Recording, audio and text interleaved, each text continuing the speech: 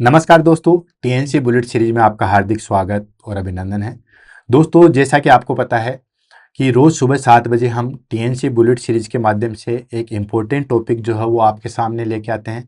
उसके बीच में जो है वो चर्चा होती है और एग्जाम से रिलेटेड कौन कौन से क्वेश्चन उसमें से आते हैं उन सब के बारे में जो है वो गहन चर्चा होती है और उस टॉपिक को जो है बहुत अच्छे तरीके से जो है वो फिनिश किया जाता है। इसी कड़ी में हमारे पास में आज का टॉपिक है दोस्तों, पैरासिंथेसिस।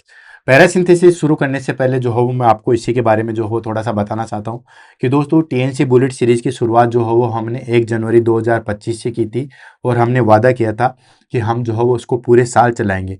यानी कि पूरे 365 टॉपिक जो है वो हम टीएनसी बुलेट सीरीज के माध्यम से जो है वो फिनिश करेंगे। और साथ के साथ जो है वो आपको एक एडवाइस भी की गई थी कि आप इनके जो है वो नोट्स बनाइएगा। ठीक है दोस्तों, एक दिन में जो है वो आप कभी भी शिखर पे नहीं पहुंच सकते हो, लेकिन स्टेप बाय स्टेप करके आप किसी भी बड़े से बड़े जो है वो पहाड़ की चोटी पे पहुंचा जा सकता है। तो एक दिन में सारे टॉपिक जो है वो आप कंप्लीट नहीं कर सकते हो, लेकिन अगर लगातार एक एक दिन के अंदर जो है वो आप एक एक टॉपिक फिनिश करोगे तो आप जो है वो लास्ट ऊंचाई तक जो है वो पहुंच पाओगे। इसी तर्ज पे हमने शुरुआत की गई थी और आज देखिए हम लगभग 160 क्लासेज जो है वो फिनिश कर चुके हैं। ठीक है, और इसी में हम जो है वो कंटिन्यूसली आगे भी बढ़ रहे हैं। तो आपके पास में जब पूरे 365 टॉपिक फिनिश हो जाएंगे तो आपके पास में एक पूरी बुकलेट जो है वो तैयार हो जाएगी। साथ के साथ वो बुकलेट जो है वो आपके खुद के बनाई हुई होगी, तो उसमें आपको रिवीजन करने में जो है वो बड़ी आसानी होगी। तुरंत आप उसका जो है बहुत अच्छे तरीके से रिवीजन जो है वो कर पाओगे, कम समय के अंदर जो है वो कर पाओगे। क्लियर है? तो बहुत अच्छी जो है वो हमारे पास में चीज़ हो जाएगी। और इस दौरान, इस टीएनसी बुलेट सीरीज के दौरान मुझे आपका बहुत बड़ा सहयोग मिला था, बहुत बड़ा प्यार मिला है, जिसकी वजह से मुझे मोटिवेशन मिलता है और रोज़ नई क्लास बनाने के लिए जो हो मैं तैयार रहता हूँ। तो दोस्तों चलते हैं और इसी साथ को इसी तरीके से जो हो बनाए रखते हैं और आगे बढ़ते हैं। आज हमारे पास में टॉपिक रहेगा दोस्तों, दैट इज कॉल्ड पैरासिंथेसिस। ठीक है, पैरासिंथेसिस की अगर हम क्वेश्चन आंसर की बात करें तो पैरासिंथेसिस को जो है वो अलग अलग नाम से भी जाना जाता है। इसको एब्डोमिनल पैरासिंथेसिस के नाम से भी जो है वो जाना जाता है, या असाइटिक टेपिंग के नाम से भी जो है वो इसको जाना जाता है।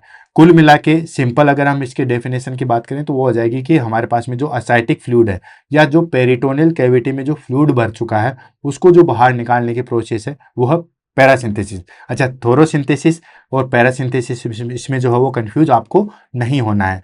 थोरासिंथेसिस ऑलरेडी हमने जो है वो 5-7 दिन पहले कंप्लीट करवा दिया था कि प्लूरल कैविटी से जो फ्लूइड निकालना है वो थोरासिंथेसिस होता है। एब्डोमिनल कैविटी से जो फ्लूइड निकालना है उसको हम पैरासिंथेसिस कहते हैं। क्वेश्चन आंसर की बात करें तो क्वेश्चन आंसर इसमें जो है वो बेसिकली मोटा मोटी पूछे जाते हैं कि जो असाइटिक टैपिंग होता है उसमें निडल जो है वो कहाँ पे इंसर्ट की जाती है, क्या क्या कॉम्प्लिकेशन हो सकते हैं, क्या सावधानियां हमें देखने चाहिए, क्या इंडिकेशन है, क्या कॉन्ट्रा इंडिकेशन है, ये सारी चीज़ें जो हो हम यहाँ पे डिस्कस करेंगे। देन उसके बाद जो है वो आगे बढ़ेंगे। सबसे पहले हम ले लेते हैं दोस्तों इसके डेफिनेशन की। तो डेफिनेशन हमारे पास में बिल्कुल सिंपल है कि पैरासिंथेसिस क्या है। कोई वो एक प्रोसीजर है जिसमें हम नीडल जो है वो हम पेरिटोनियल कैविटी में डालते हैं और असाइटिक फ्लूइड को जो है वो कलेक्ट किया जाता है फॉर डायग्नोस्टिक पर्पज या फिर थेराप्यूटिक पर्पज। ठीक है, इसको हम कहते हैं दोस्तों पैरासिंथेसिस। समझ में आ गया? नीडल जो है वो हम पेरिटोनियल कैविटी के अंदर डालते हैं, असाइटिक फ्लूइड को जो है वो रिमूव करते हैं स्टेरलाइट टेक्निक के द्वारा, और वो थेराप्यूटिक पर्पज के द्वारा भी के लिए भी किया जा सकता है, या फिर हम जो है वो हम डायग्नोस्टिक पर्पज के लिए भी जो है वो किया जा सकता है। इसको हम कहते हैं दोस्तों पैरासिंथेसिस। पैरासिंथेसिस का दूसरा नाम जो है वो abdominal paracentesis and also known as ascitic tapping होता है। क्लियर? तो चलते हैं आगे बढ़ते हैं। Paracentesis is the puncture of peritoneal cavity using a needle और a catheter to remove ascitic fluid. ठीक, usually done under the sterile condition and often with ultrasound guidance. Ultrasound guidance भी होता है, नहीं भी होता है तो भी हमारे पास में चलता है कि paracentesis is the puncture of peritoneal cavity. इसके अंदर क्या करते हैं दोस्तों, पेरिटोनियल कैविटी के अंदर जो है वो पंचर किया जाता है यूजिंग ए निडल और कैथेटर। निडल और कैथेटर के द्वारा जो है वो हम पंचर करते हैं पेरिटोनियल कैविटी को और रिमूव करते हैं ascitic fluid. To remove ascitic fluid usually done under sterilize condition. Sterilize condition के अंदर जो है वो किया जाता है, यह अल्ट्रासाउंड गाइडेंस के द्वारा जो है वो किया जाता है, जिसको हम क्या कहते हैं दोस्तों, paracentesis. It is also known as also known as abdominal paracentesis, also known as abdominal paracentesis, and also known as ascitic tapping, यानी कि इसको ascitic tapping और एब्डोमिनल पैरासिंथेसिस के नाम से भी जो है वो जाना जाता है। तो ये तीनों नाम आ जाए, या तो पैरासिंथेसिस आ जाए, या एब्डोमिनल पैरासिंथेसिस आ जाए, या ascitic tapping आ जाए, तीनों जो है वो हमारे। अच्छा, एक और नाम also known as pleural tapping, also known as peritoneal tapping, peritoneal tapping के नाम से भी जो है उसको जाना जाता है। ठीक है, तो ये चारों नाम आ जाए तो ये चीजें, सारी चीजें जो है वो सेम है। देन उसके बाद आता है हमारे पास में indication. Indication in the sense कि कौन कौन सी कंडीशन में हम जो है वो थेराप्यूटिक, या हम कहें कि कौन कौन सी कंडीशन के अंदर जो है वो हम पैरासिंथेसिस कर सकते हैं। तो पैरासिंथेसिस दो कंडीशन के अंदर किया जाता है, एक होता है हमारे पास में डायग्नोस्टिक और दूसरा होता है थेराप्यूटिक। अच्छा, ये बार बार रिपीट कर रहा हूँ, डायग्नोस्टिक एंड थेराप्यूटिक, तो आपको कंफ्यूज ना हो इसलिए मैं आपको फिर से क्लियर करवा देता हूँ। डायग्नोस्टिक पर्पज का मतलब होता है कि उस सैंपल को लेके हम लैब में भेजते हैं और पता लगाते हैं कि ये कलेक्शन क्यों हुआ है, ठीक है, किसकी वजह से हुआ है, वो तो हो गया हमारे पास में डायग्नोस्टिक। ठीक है, सेकंड आ जाता है हमारे पास में थेराप्यूटिक। थेराप्यूटिक होता है कि उसकी वजह से फ्लूइड एक्यूमुलेशन हो चुका है, उस फ्लूइड एक्यूमुलेशन की वजह से हमें बहुत ज्यादा प्रॉब्लम्स का सामना करना पड़ रहा है, तो उस फ्लूइड को बाहर निकाला जाता है ताकि क्लाइंट अच्छे तरीके से जो है वो अपनी सारी जिंदगी या अपनी जो है वो एक्टिविटी अच्छे तरीके से कर सके, उसको बोलते हैं थेराप्यूटिक। समझ में आ गया? तो ये होता है हमारे पास में दो प्रकार के इंडिकेशन हो गया हमारे पास में। पहला इंडिकेशन है दोस्तों डायग्नोस्टिक पैरासिंथेसिस, और सेकंड आ जाता है हमारे पास में थेराप्यूटिक पैरासिंथेसिस। अब दोनों को वन बाय वन करके जो है वो ले लेते हैं। डायग्नोस्टिक पैरासिंथेसिस का मतलब होता है to analyse the ascitic fluid और डिटरमाइन द कोजेज, यानी कि एसाइटिक फ्लूइड को जो है वो कलेक्ट करते हैं, एनालाइज करते हैं और डिटरमाइन करते हैं कि किसकी वजह से जो है वो ये सारी चीजें हो रही है। ठीक है, तो इसमें हम करते हैं दोस्तों सस्पेक्टेड स्पॉन्टेनियस बैक्टीरियल पेरिटोनाइटिस। ठीक है, यानी कि पेरिटोनाइटिस को जो है वो किसकी वजह से हुआ उसको हम सस्पेक्ट करते हैं। न्यू ऑनसेट असाइटिस उसके लिए करते हैं, मैलिग्नेंसी रिलेटेड असाइटिस हुआ है उसके लिए करते हैं, एंड ट्यूबरकुलर पेरिटोनाइटिस हुआ है उसकी वजह, उसके लिए जो है वो किया जाता है। ये हो गया हमारे पास में डायग्नोस्टिक पैरासिंथेसिस। नेक्स्ट आ गया हमारे पास में थेराप्यूटिक पैरासिंथेसिस। इसमें हम क्या करते हैं दोस्तों, relieve symptoms cold by large volume of fluid.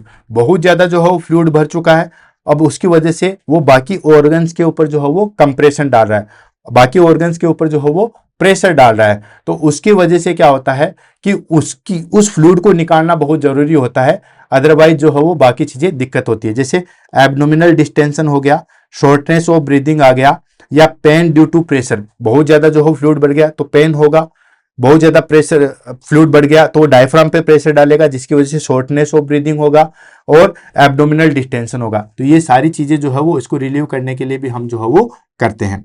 Next आ जाता है हमारे पास में that is called Contra indication. ठीक है, Contra indication in the sense कि कौन सी कंडीशन में हम जो है वो पैरासिंथेसिस नहीं कर सकते। तो पहला आता है एब्सोल्यूट कॉन्ट्रा इंडिकेशन को होता है कि इसमें तो हम जो है वो करते नहीं है। तो एक्यूट एब्डोमिनल रिक्वायरिंग सर्जरी, यानी कि अभी अभी जो है वो हमें एब्डोमिनल की जो है वो सर्जरी रिक्वायर्ड है या अभी सर्जरी जो है वो हुई है।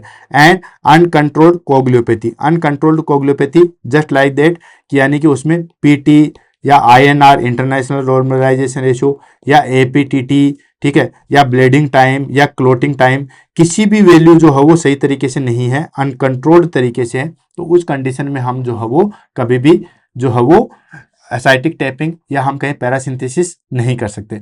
रिलेटिवली यानी कि किसके अंदर जो हम थोड़ा बहुत चांस ले सकते हैं वो हो गया हमारे पास में सीवियर थ्रोम्बोसाइटोपिनिया है। ठीक है, जिसके अंदर हमारे पास में क्या हो गया दोस्तों, decrease platelet count, decrease platelet count हो गया, जिसकी वजह से क्या होता है दोस्तों, ब्लीडिंग के चांसेस जो है वो बढ़ जाते हैं। Next pregnancy, avoid mid line puncture. ठीक है, प्रेगनेंसी कंडीशन है तो उसमें हम मिड लाइन पंचर कभी भी जो है वो नहीं करेंगे। एंड इंट्रा एब्डोमिनल एडहेंस, उस कंडीशन में, या डिस्टेंडेड यूरिनरी ब्लैडर है तो उस कंडीशन में नहीं करते। और जैसे ही हम एसाइटिक टैपिंग करते हैं तो उससे पहले हम यूरिनरी ब्लैडर को जो है वो एम्प्टी करते हैं। ठीक, नेक्स्ट आ गया हमारे पास में प्री प्रोसीजर्स प्रिपरेशन, यानी कि असाइटिक टैपिंग, या हम कहें पेरिटोनियल टैपिंग, या कहें हम एब्डोमिनल पैरासिंथेसिस या फिर पैरासिंथेसिस, उसमें हम पहले क्या क्या प्रिपरेशन करेंगे। तो वन बाय वन करके लेते हैं। सबसे पहले कलेक्ट इन्फॉर्म्ड कंसेंट, ठीक है, इन्फॉर्म कंसेंट जो है वो कलेक्ट करेंगे। कोई भी प्रोसीजर है उससे पहले हम जो है वो कंसेंट कलेक्ट करते हैं। कंसेंट जो है वो लेना डॉक्टर का काम है, लेकिन उसको कलेक्ट करना जो है वो हमारा काम है। नेक्स्ट, अल्ट्रासाउंडेड गाइडेंस रिकमेंडेड, ठीक है, यानी कि कई बार क्या होता है हम ब्लाइंडली भी जो है वो प्रिक करके भी जो है वो फ्लूइड निकालते हैं, कई बार यूएस गाइडेड भी जो है वो निकालते हैं, यूएसजी गाइडेड भी निकालते हैं। यूएसजी गाइडेड का मतलब होता है कि सोनोग्राफी के अंदर जो है वो हम विजुअलाइजेशन देख के जो है वो फ्लूइड निकालते हैं, उसको हम बोलते हैं अल्ट्रासाउंड गाइडेंस रिकमेंडेशन। नेक्स्ट चीज हो गया हमारे पास में ब्लैडर एम्प्टिंग, ठीक है, जब भी हम असाइटिक टैपिंग कर रहे हैं तो ब्लैडर को जो है वो एम्प्टी किया जाता है, अदरवाइज ब्लैडर जो है वो पंचर होने की संभावना होती है। Next, check for coagulation profile, जो भी हम कोगुलेशन प्रोफाइल है, जैसे अभी मैंने बीटीसीटी, पीटीआईएनआर, प्लेटलेट काउंट, ये सारी चीजें जो है वो देखते हैं। क्यों? क्योंकि अगर ये डे रेंज आएगी तो फिर हमारे पास में ब्लड अगर बहना चालू हो गया तो फिर वो कंट्रोल नहीं होगा, ठीक है। पोजीशन की अगर हम बात करें तो यूजुअली सेमी रिकमेंडेड पोजीशन या सिटिंग अपराइट पोजीशन जो है वो हम रखते हैं, ठीक है। सेमी रिकमेंडेड पोजीशन या हम सिटिंग अपराइट पोजीशन जो है वो रखेंगे। ऑलरेडी जो मैंने आपको बुलेट सीरीज के अंदर जो है वो पोजीशन का टॉपिक बताया था, वहां पे आपने देखा होगा कि इस तरीके से हम पोजीशन जो है वो रखते हैं। नेक्स्ट आता है हमारे पास में प्रोसीजर्स। प्रोसीजर्स के दौरान जो है वो हम क्या क्या कर सकते हैं, तो हम सबसे पहले आते हैं दोस्तों साइट सिलेक्शन। सबसे इंपॉर्टेंट आज की क्लास का मैं कहूं तो यही चीज है, वो है हमारे पास में साइट सिलेक्शन। साइट सिलेक्शन के लिए जो है वो आपको मैं कहूं इमेज के द्वारा जो हो, अगर आप देखना चाहो तो मैं डायरेक्टली बता दूं कि ये हो गया हमारे पास में साइट सिलेक्शन। ये देखिए, ये हो गया हमारे पास में, देखो कहाँ पे हम जो है वो इंसर्ट करेंगे नीडल को और कैसे हम जो है वो फ्लूइड निकालेंगे। ये है हमारे पास में दोस्तों एंटीरियर सुपीरियर इलियक स्पाइन, ठीक है, एंटीरियर सुपीरियर इलियक स्पाइन, ठीक। अब देखो, और ये हो गया हमारे पास में अम्बिलिकस, ये हो गया हमारे पास में अम्बिलिकस। तो ये अम्बिलिकस हो गया, ये हो गया सुपीरियर इलियक स्पाइन। इस पे हम एक इमेजिनरी लाइन जो है वो ड्रॉ करेंगे, ठीक है। तो इनके बीच वाली जो लाइन आ गई, एक तो यहां से फ्लूइड निकालेंगे, यहां से निकाल सकते हैं, ठीक है। और इसमें भी ध्यान रखना दोस्तों, अगर हम लेफ्ट और राइट दोनों का अगर हम चूज करेंगे तो हम पहली प्रायोरिटी जो है वो लेफ्ट साइड में चूज करेंगे, क्योंकि यहाँ पे अपेंडिक्स वगैरह जो है वो होती है, इसकी वजह से हम जो है वो कोशिश करते हैं लेफ्ट साइड में। तो सबसे पहली प्रायोरिटी हो जाती है हमारे पास में लेफ्ट साइड में, ठीक है। देन सेकेंड प्रायोरिटी होती है राइट साइड में, और अगर उसके बाद कुछ भी नहीं बचता है तो जस्ट मिडल साइड में जो अम्बिलिकस है उससे 2 सेंटीमीटर नीचे। ध्यान रखना, ये भी एग्जाम में काफी बार जो है वो पूछा गया है, क्या कि कितने सेंटीमीटर नीचे, अम्बिलिकस से एटलीस्ट 2 सेंटीमीटर नीचे जो है वो हम नीडल को इंसर्ट करेंगे। कभी भी जो है वो हमारे पास में ये जो साइड लाइन है यहां पे जो है वो कभी भी इंसर्ट नहीं करेंगे, नेवर। ये जो हमारे पास में है इन पे कभी भी जो है वो नहीं करेंगे, ध्यान रखना दोस्तों, ठीक है। तो ये चीज ध्यान रखना, 3 जगह मैंने आपको बताई है, लेफ्ट साइड में, राइट साइड में, और अगर बिल्कुल बीच में करना है तो हमारे पास में अम्बिलिकस से 2 सेंटीमीटर नीचे जो है वो हम नीडल को इंसर्ट करके जो है फ्लूइड को बाहर निकालेंगे। क्लियर है? तो ये आ गया हमारे पास में, और ये सबसे इंपॉर्टेंट चीज है। सबसे पहले हम ले लेते हैं साइड सिलेक्शन। साइड सिलेक्शन में आ गया हमारे पास में सबसे मोस्ट कॉमन कहाँ आ गया दोस्तों, लेफ्ट लोअर क्वाड्रेंट, ठीक है, 2-3 सेंटीमीटर बिलो द एम्बिलिकस। देखो ये हो गया, ये है लेफ्ट साइड का। अगर हम क्वाड्रेंट की बात करें तो ये क्वाड्रेंट हो गया, तो ये हो गया हमारे पास में that is called left lower quadrant. 4 quadrant होते हैं और 9 सेगमेंट होते हैं, ये भी मैंने आपको ऑलरेडी बुलेट सीरीज के माध्यम से जो है वो बता रखा है। तो ये हमारे पास में 4 क्वाड्रेंट हो गए। ये हमारे पास में हो गया राइट अपर क्वाड्रेंट, ये हो गया हमारे पास राइट अपर क्वाड्रेंट, ठीक है। ये हो गया हमारे पास में लेफ्ट अपर क्वाड्रेंट, ये हो गया हमारे पास में राइट लोअर क्वाड्रेंट, और ये हो गया हमारे पास में लेफ्ट लोअर क्वाड्रेंट, ठीक है। तो ये हो गया। तो सबसे पहले हम क्या करते हैं, लेफ्ट लोअर क्वाड्रेंट में रखते हैं 2-3 सेंटीमीटर बिलो द एम्बिलिकस। ये देखिए आप, ठीक है, लेफ्ट साइड में रखेंगे और एम्बिलिकस से 2-3 सेंटीमीटर जो है बिलो रखा जाएगा। क्लियर? ये सबसे मोस्ट कॉमन है, ठीक है। तो इमेज बेस के द्वारा भी अगर आपसे एग्जाम में क्वेश्चन पूछे तो भी ध्यान रखना है, अदरवाइज और medial to anterior superior iliac spine, medial में रखा था और मीडियल में कितना दोस्तों 2 सेंटीमीटर बिलो, ये देखो यहाँ पे 2 सेंटीमीटर बिलो जो है वो रखा जाता है।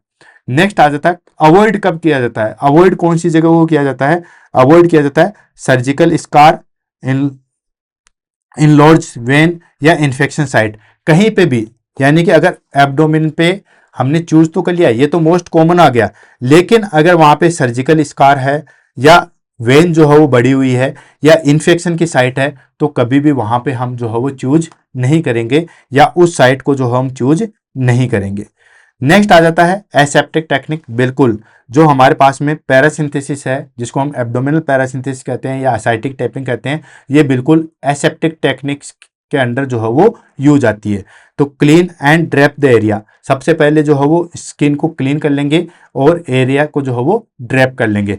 And local anaesthesia with lidocaine, ठीक है, बेसिकली 2% जो है वो लिडोकेन या जाइलोकेन जो है वो काम में ली जाती है, ठीक है, लोकल एनेस्थेटिक कर दिया। देन उसके बाद वाइड बोर की जो है वो निडल इंसर्ट की जाती है।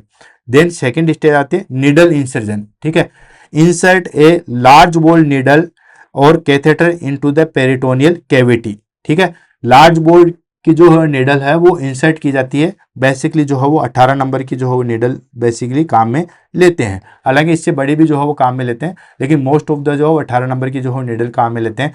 और कैथेटर जो है वो इंसर्ट किया जाता है पेरिटोनियल कैविटी में। And aspiration of fluid, fluid को जो है वो एस्पिरेट किया जाता है, ठीक है, और एस्पिरेट करके अगर डायग्नोस्टिक पर्पज है, ठीक है, डायग्नोस्टिक पर्पज है तो हम एस्पिरेट करके जो है वो उसको लेब के अंदर भेज देते हैं, ठीक है।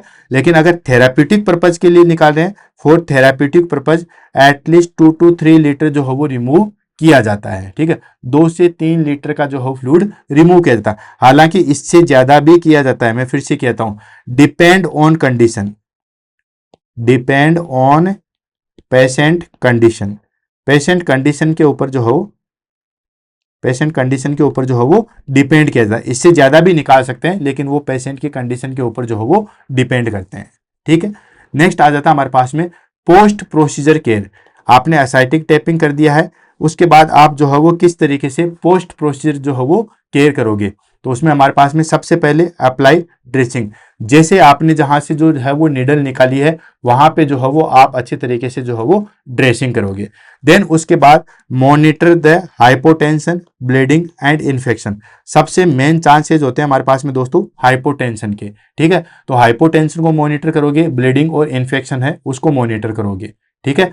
अगर बहुत ज्यादा जो है वो लार्ज वॉल्यूम आपने निकाल लिया है, ठीक है, मान लो पेशेंट क्लाइंट के अकॉर्डिंग आपने जो है वो 4 लीटर निकाल लिया है, ठीक है, या उससे भी ज्यादा निकाल लिया है, तो उसके बाद में जो है वो एल्बुमिन इन्फ्यूजन जो है वो आप करोगे। बेसिकली 6 से 8 ग्राम पर लीटर जो है वो रिमूव करोगे ओवर 5 लीटर, 5 लीटर तक है तो आपको कम से कम जो है वो उसको एल्बुमिन देना है। या आप सिंपल भाषा में याद रखो कि अगर लार्ज अमाउंट में आपने जो है वो फ्लूइड निकाला है, ठीक है, तो एटलीस्ट पर लीटर, ठीक है, पर लीटर जो है वो 6 से 8 ग्राम जो है वो एल्बुमिन देना है। जैसे फॉर एग्जांपल आपने 5 लीटर निकाला, ठीक है, 5 लीटर फ्लूइड निकाला है, तो एटलीस्ट जो है वो हमारे पास में इससे मल्टीप्लाई करोगे तो 40 ग्राम जो है वो आपको एल्बुमिन लगाना है, ठीक है, एल्बुमिन जो है वो क्लाइंट को देना है। तो ये पोस्ट प्रोसीजर केयर जो है वो आपको ध्यान में रखना है। अगर लार्ज अमाउंट में निकाला है, आपसे एग्जामिनर पूछ सकता है कि अगर लार्ज अमाउंट में है तो आप जो है वो क्या करोगे, एल्बुमिन जो है वो इन्फ्यूजन करोगे। नेक्स्ट हम ले लेते हैं दोस्तों, that is called Asiatic fluid analysis, यानी कि जो एसाइटिक फ्लूइड निकाला है उसका हम एनालिसिस जो है वो किस तरीके से करेंगे, कैसे जो है वो उसको हम देखेंगे। तो diagnostic fluid for analysis include, सबसे पहले हम अपीयरेंस देखेंगे, ठीक है, अपीयरेंस में देखेंगे अगर वो बिल्कुल क्लियर है, क्लाउडी है या ब्लडी है तो उसके हिसाब से देखेंगे, ठीक है। अपीयरेंस देखेंगे कि अपीयरेंस किस तरीके का है, जो पेरिटोनियल फ्लूइड का है वो अपीयरेंस किस तरीके का है वो हम देखेंगे, ठीक है। एंड सेल काउंट और डिफरेंशियल देखेंगे, ठीक है, उसके अंदर पस काउंट, सेल काउंट, वो सारी चीज देखेंगे। एल्बुमिन कंसंट्रेशन देखेंगे, टोटल प्रोटीन देखेंगे, कल्चर एंड ग्राम स्टेन देखेंगे एंड साइटोलॉजी देखेंगे अगर हमें मैलिग्नेंसी जो है वो सस्पेक्ट लग रही है। ये डायग्नोस्टिक पर्पज के लिए हम देखेंगे, यानी कि आपने एसाइटिक फ्लूइड जो है वो कलेक्ट कर लिया, या पैरासिंथेसिस जो है वो आपने कर लिया है। पैरासिंथेसिस के बाद में आपने सैंपल ले लिया है। सैंपल के बाद आप उसमें क्या क्या चीज़ें जो है वो चेक करवाना चाहोगे या चेक करते हैं, तो अपीयरेंस चेक करते हैं, सेल काउंट चेक करते हैं, एल्बुमिन कंसंट्रेशन चेक करते हैं, टोटल प्रोटीन चेक करते हैं, कल्चर और ग्राम स्टेन करते हैं कि किसी प्रकार का कोई इन्फेक्शन या बैक्टीरियल इन्फेक्शन तो नहीं है, और साइटोलॉजी करेंगे, मैलिग्नेंसी अगर आपको लगता है कि कोई मैलिग्नेंसी तो नहीं है, तो ये सारी चीज़ें करेंगे। नेक्स्ट आ जाता है हमारे पास में, that is called serum Asiatic albumin gradient देखेंगे, जिसको हम सेज के नाम से डालते हैं। यानी कि अगर हमारे पास में 1.1 ग्राम पर डेसीलीटर से ज़्यादा है, ठीक है, एल्बुमिन जो है वो हमारे पास में 1.1 ग्राम पर डेसीलीटर से ज़्यादा है, तो ये इंडिकेट करता है पोर्टल हाइपरटेंशन को। और ये किस में देखने को मिलता है? सिरोसिस या कंजेस्टिव हार्ट फेलियर में देखने को मिलेगा। अगर हमारे पास में एल्बुमिन ग्रेडिएंट जो है वो लेस देन 1.1 ग्राम पर डेसीलीटर से कम है, तो ये इंडिकेट करता है हमारे पास में मैलिग्नेंसी, इन्फेक्शन, पैनक्रेटाइटिस या टीबी को जो है वो इंडिकेट करता है। क्लियर है? तो ये भी चीज़ जो है वो आपको ध्यान में रखनी है। अगर एल्बुमिन ग्रेडिएंट हमारे पास में 1.1 ग्राम पर डेसीलीटर से ज़्यादा है, तो ये इसको डिनोट करता है। और अगर हमारे पास में एल्बुमिन ग्रेडिएंट 1.1 ग्राम पर डेसीलीटर से जो है वो कम है, तो ये पेरिटोनाइटिस, पैनक्रेटाइटिस, ये सब चीज़ों को जो है वो डिनोट करता है। नेक्स्ट आ जाता है हमारे पास में कॉम्प्लिकेशन। ठीक है, हम एसाइटिक टैपिंग कर रहे हैं, तो क्या क्या कॉम्प्लिकेशन आ सकती है? ठीक है, सबसे मेन कॉम्प्लिकेशन आती है दोस्तों हाइपोटेंशन। एग्जाम में काफी बार भी जो है वो पूछा गया है, तो ध्यान रखना दोस्तों, hypotension specially with large volume removal. अगर आपने बहुत ज्यादा जो है वो फ्लूइड निकाल दिया है, तो हाइपोटेंशन जो है वो हो सकता है। Next, infection, peritonitis, inflammation of the peritoneal cavity. ठीक है, तो ये हो सकता है, क्योंकि पेरिटोनियल कैविटी से तो हम फ्लूइड निकल रहे हैं। ठीक है, तो पेरिटोनियल कैविटी में जो है वो हमारे पास में इन्फ्लामेशन हो जाएगा। ठीक है, ये हो जाएगा। नेक्स्ट हो जाएगा हमारे पास में ब्लीडिंग एंड हेमेटोमा। आपने वाइट बोर्ड की जो है वो सिरिंज लगाई है, तो उसकी वजह से ब्लीडिंग हो सकती है, हेमेटोमा हो सकता है। बाउल परफोरेशन, ठीक है, और परसिस्टेंट फ्लूइड लीक, क्योंकि जब अपन नीडल लगाते हैं तो वहां पे वाइट बोर्ड की नीडल होती है, तो हो सकता है अगर आपने वहां पे डायरेक्टली जो है वो प्रेशर नहीं लगाया है, तो वहां पे फ्लूइड जो है वो लीक हो सकता है। Next, renal dysfunction. Renal dysfunction होगा अगर हाइपोवोलेमिया होगा, तो ऑफकोर्स रीनल डिसफंक्शन जो है वो होगा ही होगा। नेक्स्ट आ जाता है, और एटलीस्ट सेकंड लास्ट आ जाएगा हमारे पास में, that is called nursing responsibility. क्या क्या नर्सिंग रिस्पॉन्सिबिलिटी जो है वो हमारे पास में होनी चाहिए? तो बिफोर प्रोसीजर हमारे पास में क्या नर्सिंग रिस्पॉन्सिबिलिटी होनी चाहिए, और आफ्टर जो है वो हमारे पास में क्या होनी चाहिए, वन बाय वन करके जो है उसको लेते हैं। पहली चीज, explain the procedure to the patient. जो भी हम प्रोसीजर कर रहे हैं, तो आपको पता होना चाहिए कि उसको हम पहले जो है वो अच्छे तरीके से एक्सप्लेन करेंगे। ठीक है, कोई भी प्रोसीजर आपको जाते ही जो है वो लग नहीं जाना है, एटलीस्ट उसको जो है वो एक्सप्लेन करेंगे। Second, ensure consent is signed. जो कंसेंट है वो साइन करवा के रख लेना है। कोई भी प्रोसीजर करते हैं तो हमें कंसेंट साइन जो है वो रखना है। Next, assist the positioning. ठीक है, पोजिशनिंग को असिस्ट करना है। एंड प्रिपेयर स्टरलाइज फील्ड, क्योंकि ये एसाइटिक टैपिंग जो है वो हमारे पास में स्टरलाइज फील्ड है, तो इसको हम जो है वो प्रिपेयर रखेंगे। नेक्स्ट आ जाता है हमारे पास में ड्यूरिंग प्रोसीजर हम क्या करेंगे? ड्यूरिंग प्रोसीजर में हमारे पास में असिस्ट द फिजिशियन। फिजिशियन को जो है वो असिस्ट करेंगे। And monitor vital sign, vital sign है उनको मॉनिटर करेंगे। And provide reassurance to the patient, patient को जो है वो रीअश्योरेंस या उसके जो भी डाउट है उन सबको जो है वो क्लियर करेंगे। आफ्टर प्रोसीजर जो है वो हम क्या करेंगे? तो दोस्तों आफ्टर प्रोसीजर जो है वो हम क्या करेंगे, ये जो है वो हमारे पास में आफ्टर वाली सबसे ज्यादा इंपॉर्टेंट रह जाती है। उसमें हम सबसे पहले करेंगे दोस्तों, apply pressure and sterilise dressing on the puncture site. अगर आपने प्रेशर ड्रेसिंग जो है वो अप्लाई नहीं किया है, तो दोस्तों आपको वहां पे लीकेज होने की संभावना रहती है। ठीक है, और क्लाइंट काफी बार जो है वो इसी चीज की कंप्लेंट जो है वो करता रहता है कि सर जहां से आपने सुई लगाई है वहां पे जो है वो फ्लूइड या पानी जैसा जो है वो बाहर निकल रहा है। तो इसमें सबसे इंपॉर्टेंट जो है वो हमारे पास में चीज आ जाती है कि जहां पे भी पंचर साइट है या जहां पे भी आपने जो है वो फ्लूइड लिया है, पैरासिंथेसिस किया है, तो वहां पे आप अप्लाई प्रेशर करेंगे एंड स्टरलाइज ड्रेसिंग करेंगे पंचर साइट पे, ताकि लीकेज जो है वो ना हो और आगे जो है वो हमारे पास में पेरिटोनाइटिस की कंप्लेंट ना आए। नेक्स्ट आ जाता है monitor for bleeding, hypotension and size of infection. ठीक है, ब्लीडिंग को देखेंगे, हाइपोटेंशन को देखेंगे एंड साइट ऑफ इन्फेक्शन को असेस करेंगे कि किसी भी प्रकार की कोई ब्लीडिंग तो नहीं हो रही है, हाइपोटेंशन तो नहीं हो रहा है, क्योंकि कई बार फ्लूइड बहुत ज़्यादा निकालने की वजह से हाइपोटेंशन हो जाता है, और साइन ऑफ इन्फेक्शन को भी जो है वो हम देखेंगे। नेक्स्ट आ जाता है हमारे पास में record the volume and appearance of fluid removed. जो भी फ्लूइड आपने निकाला है उसको रिकॉर्ड करेंगे, वॉल्यूम को रिकॉर्ड करेंगे एंड अपीयरेंस देखेंगे कि वो किस कलर का है, क्लियर है, क्लाउडी है, ब्लडी है, किस तरीके का है, वो सारी चीज देखेंगे। और लास्ट आ जाता है हमारे पास में send specimen to lab as order. ठीक है, जो ऑर्डर दिया गया है, जो टेस्ट के लिए ऑर्डर दिया गया है, उसको हम लैब के अंदर जो है वो भेज देंगे। क्लियर है? तो ये हमारे पास में जो है वो आफ्टर प्रोसीजर जो है वो फॉलो करने हैं नर्सिंग रिस्पॉन्सिबिलिटी। क्लियर है? तो दोस्तों इसी के साथ जो है वो हमारे पास में आज का टॉपिक जो है वो फिनिश होता है। हमने शुरुआत की गई थी पैरासिंथेसिस से, ठीक है, जिसको हम एब्डोमिनल पैरासिंथेसिस के नाम से भी, या असाइटिक टेपिंग के नाम से भी, या पेरिटोनियल टेपिंग के नाम से भी जो है वो जाना जाता है। इसके अंदर जो है वो नीडल डाल के जो है वो असाइटिक फ्लूइड को एसेप्टिक टेक्निक्स के द्वारा जो है वो बाहर निकाला जाता है फॉर थेरापेटिक और डायग्नोस्टिक पर्पज के लिए। ठीक है, इसके हमने फिर उसके टाइप पढ़े, देन उसके हमने इंडिकेशन पढ़े, कॉन्ट्रा इंडिकेशन पढ़े, लिमिटेशन पढ़े, देन प्रोसीजर में हमारे पास में क्या क्या नर्सिंग रिस्पॉन्सिबिलिटी आती है, वो सारी चीज़ें जो है वो हमने पढ़ी। तो दोस्तों इसी के साथ आज का टॉपिक जो है वो हम फिनिश करते हैं। मिलते हैं कल पे नए टॉपिक के साथ। तब तक के लिए दोस्तों all the best, have a nice day.